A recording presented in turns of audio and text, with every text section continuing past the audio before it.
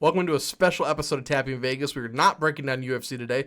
We are breaking down the boxing fight between Jake Paul and Mike Tyson. Right now, the odds currently stand at Jake Paul as the favorite. His odds are minus 275 versus Mike Tyson plus 210. Bobby, we were both on Mike Platinum Perry the last time Jake Paul was out. Didn't work out for us. Are we going to do it again? What I'm looking at is I have a degree and a background in health and exercise science. So as I'm reading some of this stuff, I was like, it's gonna be Jake Paul. Like, muscle mass starts to decline as soon as you hit 30. You can lose up to 40% of your muscle mass by age 50. Flexibility obviously decreases. Oxygen delivery, which is an interesting one, which will have to do with your muscle fatigue and all those type of things. Your maximal heart rate decreases. Like, I think the way you get your max heart rate is like your age minus, I can't remember. I've been out for too long. Your age minus the rate, right? I Yeah, think. it's like 220 or something is Yeah, there we like go. every Minus your every year. I think you bump it down. So Mike, he's up there, man. His heart can't pump as fast anymore, which is going to affect that oxygen delivery. They have like recovery here. Recovery is not a big thing here. Mike hasn't been boxing this entire time, and that's another part of it. Like, Mike hasn't been boxing, where Jake Paul, he's been in there. So as much as you want to spar and everything and work out, it's just not the same as actually being in there, taking the hits, really competing with that adrenaline going. And I just feel like it's been too long for Mike. I just can't believe that, like, we're living in a world where you can just go out and box. You're the elderly people, and like, it's okay. And like, people are gonna throw a bunch of money in on it. And if you're looking over on the DraftKings side, dude, money's pouring in on Tyson. 59% of the bets are on Tyson right now, which is just, it's surprising. I get it. Like, he was one of the best to ever do it, but man, at some point you just don't have it anymore. Jake Paul, he's been competing. I think Jake Paul gets this done, even at the minus 275. I mean, I guess I'll take that. You're going to talk more about the method, but I'm just really leaning Jake Paul here, unfortunately, against a legend. Yeah, Jake Paul, like you said, you pretty much hit the nail on the head. Younger. Mike Tyson is also probably leveraging certain compounds. Let's just say that. I'm sure Jake Paul is as well, but he's also getting the added benefit of being younger, already with more muscle mass, already a big guy with some power, walking around just naturally, et cetera, et cetera. You pretty much described everything perfectly to a T regarding the age and the physical ability standpoint. Yes, obviously Mike Tyson has the experience, but he's had a long layoff. A lot of that wear and tear, a lot of that age eventually does catch up with you. And also, it all seems, especially in these freak show celebrity fights, that Jake Paul is notorious for. Every opponent is, and hey, hats off to the guy. This is how you go about doing it when you're making a career out of this. You got to make it.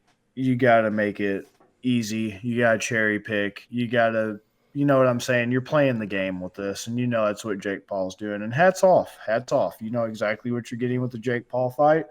And if you delude yourself into ever thinking that his opponents have a chance, other than Mike Perry, I did legitimately think if anybody could do it, it was Mike Perry. At least he Yeah, was the youngest guy he had ever fought instead of these old, washed up. No offense to Tyson, but I mean, come on now. Guy's been well past his prime. And right now, you got only 41% of bets on Jake Paul, 59% still on Mike Tyson. Please stop living in the past. I know Mike's a legend and all that. I almost love Mike 60. Tyson, one of my favorite fighters, but come on now. You're wasting your money. Even at plus 210, that's not enough. I'm actually really on Jake Paul because of how close it is. Minus 275 to plus 210. Because getting down to the method, I don't think Jake Paul is going to KO TKO him. I wouldn't be surprised if there's some clause in the contract or some non disclosure agreement he had to sign where he basically agreed that he wouldn't try and knock out Mike Tyson. I don't feel like Mike Tyson's the type of guy that would just let you knock him out for any amount of money.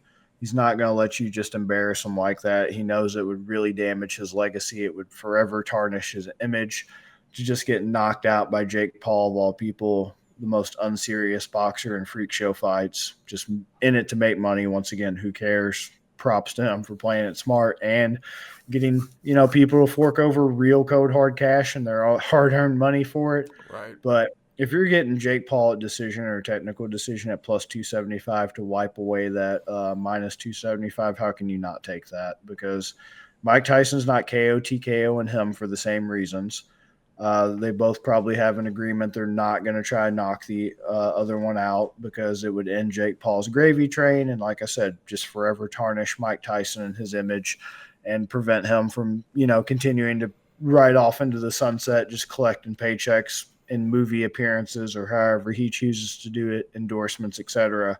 Neither one's going to take that risk for the amount of money that they're getting for this fight, even though it's probably going to be in the millions and millions, not worth the long-term hit they would take to their image. So, and he's just not going to win a decision at plus 900. If I was on Mike Tyson, you got to be in all the way and commit to something like that because that's far more likely. So instead, this is going to be Jake Paul by decision at plus 275. He's not going to, like I said, embarrass Mike Tyson, but he's pretty much going to handily just outpoint him and just kind of box him around a little bit. And he's not going to, make him look stupid by any means, but he's definitely going to pretty much cruise control the whole fight. So another thing, just leading into your theory here, both the over and under is set at minus 115, but we're seeing 34% of bets on the over, 66% on the under. So we're seeing, hey, Vegas wants us to go over. This probably goes over. Kind of leans that Jake Paul decision right there. Yeah, I don't get, once again, how you can kid yourself into thinking either one of these guys are going to try and knock each other out, No. I could see how he did it against Nate Robb and Tyron Woodley, but Mike Tyson's not going to allow that. No. If you guys do want to bet this, though, it is available over on DraftKings, so make sure you guys head over there. Use the promo code in our description. That'll take you guys straight to a website where you pick your state, pick DraftKings, deposit $5. You guys get $200 of free bets. Easy. Place it on the Jake Paul plus 275. Get out your money, and you have $200 in free bets, man. It's just unbelievable.